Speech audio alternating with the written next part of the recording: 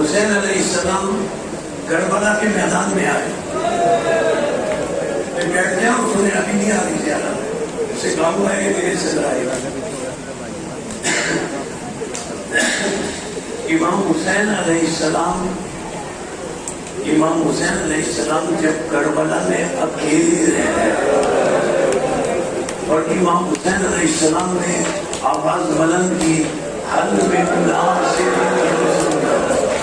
हल में मुगीज़ युगीज़ुना, कोई है जो मेरी नुसरत करे, कोई है जो मेरी मदद करे।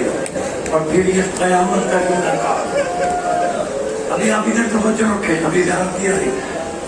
फिर ये क़यामत का जुमला इमाम हुसैन ने कहा, हल में ज़ाबिन यज़ुब्बु अन हरम रसूलिल्लाह, कोई है जो रसूल के हरम की चादरों का ख्याल रखे, कोई है जो रसूल के हरम की चादरों का ख्याल रखे।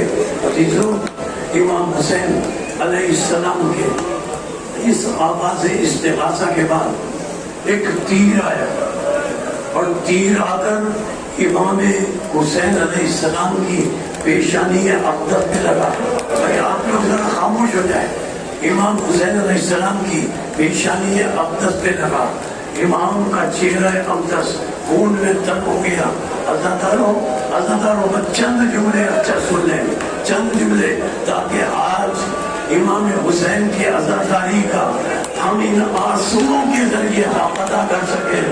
अज़ादारों, इसी एतबार से सर से पैर तक खून में नहाए हुए, सर से पैर तक खून में नहाए हुए इमाम करबला में घोड़े पर सवार हुए और सवार होकर